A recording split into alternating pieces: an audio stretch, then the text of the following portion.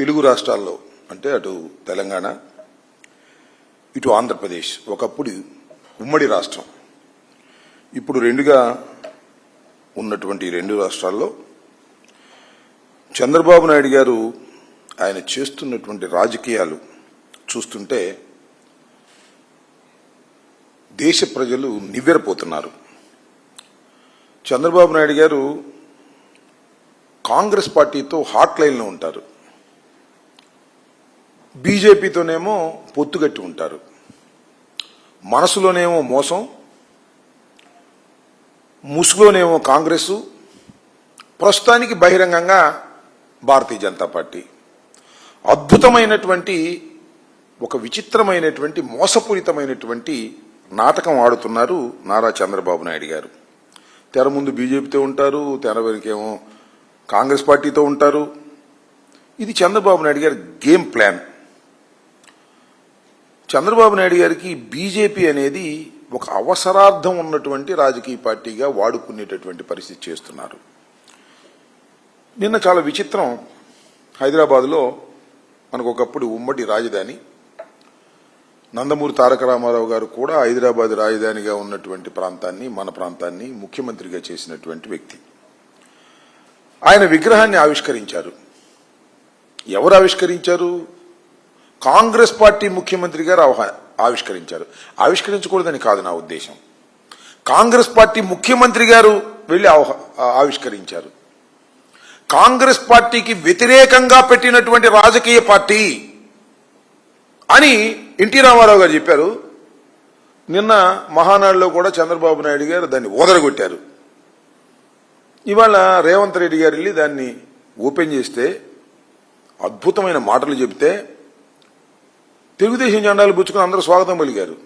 చిత్రం చూశారుగా, కాంగ్రెస్ పార్టీ ముఖ్యమంత్రి కాంగ్రెస్ పార్టీకి వ్యతిరేకంగా పెట్టినటువంటి ఒక రాజకీయ పార్టీకి స్వర్గస్థుడైనటువంటి ఎన్టీ రామారావు గారి విగ్రహాన్ని కాంగ్రెస్ పార్టీ ముఖ్యమంత్రి ఆవిష్కరిస్తుంటే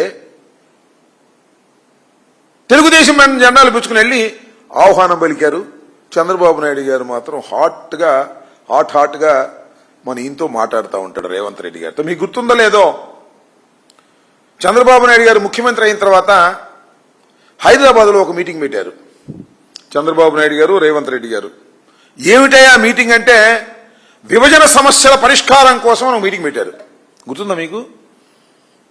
పెద్ద ఆర్భాటం చేశారు. వాళ్ళు చాలా కోరికలు అడిగారు, వీళ్ళు అడిగారు. తల వాసిపోయి తిరుపతిలో వాటా కూడా కావాలన్నారు వాళ్ళు. అంతేకాదు బీచ్లో కూడా వాటా కావాలన్నారు. అబ్బాయి ఇప్పుడు లాభం లేదు అబ్బాయి, మళ్ళా వాయిదా వేస్తున్నాం, దీనికి ఒక కమిటీ వేస్తున్నాం, ఈ కమిటీ అనేక సార్లు కూర్చుని సమస్యలు పరిష్కరిస్తుంది అన్నారు. మళ్ళా కమిటీ కూర్చుంది. ఏమిటి డ్రామాలు నాకు అర్థం కాల. ఇలాంటి అద్భుతమైనటువంటి నాటకాలు ఆడుతున్నటువంటి పరిస్థితులు వాళ్ళ మనకు కనిపిస్తున్నాయి. యాతావాత నేను చెప్పాలనుకుంటున్నది ఏంటంటే, చంద్రబాబు నాయుడు గారికి ఇక్కడ కాంగ్రెస్ బి టీం, ఆంధ్రప్రదేశ్లో చంద్రబాబు నాయుడు గారికి కాంగ్రెస్ పార్టీ ఒక బి టీం, అలాగే తెలంగాణలో కాంగ్రెస్ పార్టీకి తెలుగుదేశం పార్టీ ఒక బి టీం. ఏమిటి డ్రామాలే నాకు అర్థం కాలేదు. ఏమిటి విచిత్రమైనటువంటి రాజకీయాలు? సిగ్గు లజ్జ ఉన్నాయా రాజకీయాల్లో? ఒక స్పష్టత లేదా? సరే, ఎన్టీ రామారావు గారు అంటే అందరికి గౌరవం, అది వేరే విషయం, ఎందుకంటే ఆయన పరమపదించాడు. నీకు తప్ప అందరికీ గౌరవం, చంద్రబాబు నాయుడు గారికి తప్ప అందరికీ గౌరవమే, దానిలో సందేహం లేదు. కానీ ఇలాంటి అనైతికమైన రాజకీయాలు నడుపుతున్నటువంటి వ్యక్తి నారా చంద్రబాబు నాయుడు గారు.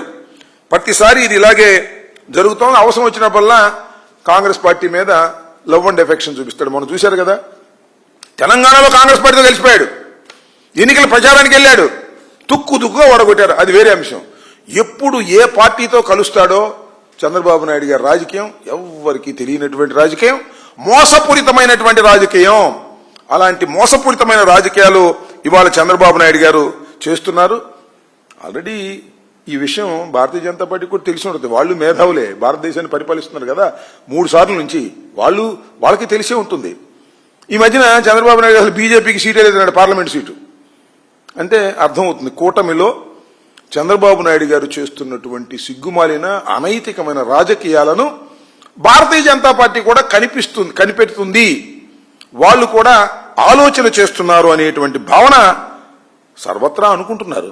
ఇప్పుడు ఏం జరిగిందో తెలియదు. చంద్రబాబు నాయుడు గారు ఎప్పుడు ఏ పార్టీతో జత కడతాడో, ఏ పార్టీకి వెన్నుపోటు పొడుస్తాడో, ఏ పార్టీని వదిలేస్తాడో అనేది మనం చిన్నప్పటి నుంచి చూస్తున్నాం. మా చిన్నప్పటి నుంచి కాంగ్రెస్తో, సిపిఐతో, సిపిఎంతో, బీజేపీతో, పవన్ కళ్యాణ్తో, ఒక్క వైఎస్ఆర్ కాంగ్రెస్ పార్టీతో తప్ప అన్ని పార్టీలతోనూ కలిసినటువంటి మేధావి, మోసగాడు అలాంటి వ్యక్తి నారా చంద్రబాబు నాయుడు గారు చేస్తున్నటువంటి ఈ రాజకీయాలు చూస్తుంటే దీన్ని అంటారేమో. మరి మొన్నది మహానాడు ఏమన్నారు, హైబ్రిడ్ మహానాడు అంట. ఏం హైబ్రిడ్ నాకు అర్థం కాల.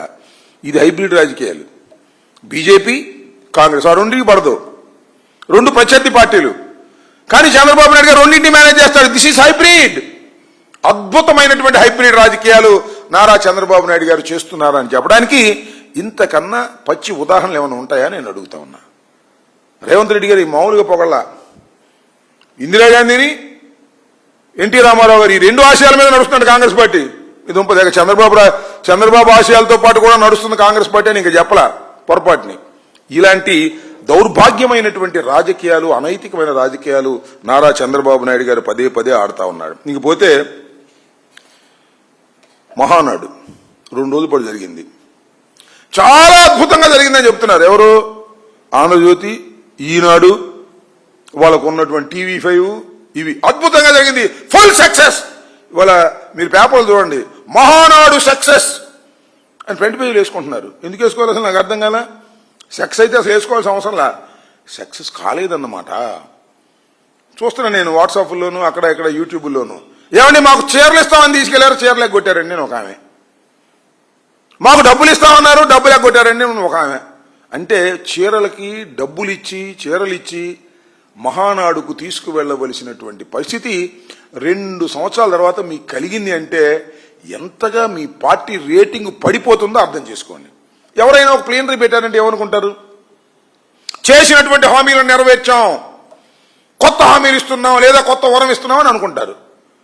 చేసిన హామీలే, ఇచ్చిన హామీలే తీర్చినటువంటి పరిస్థితి.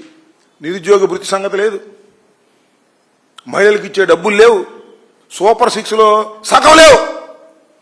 మళ్ళీ అదేమంటే పాపం వచ్చినటువంటి వీళ్ళెవరు, ఈ వక్తలందరూ కూడా పాపం చంద్రబాబు నాయుడు గారిని పొగుడుతున్నారు. పావల 75 పైసలు నారా లోకేష్ను పొగుడుతున్నారు.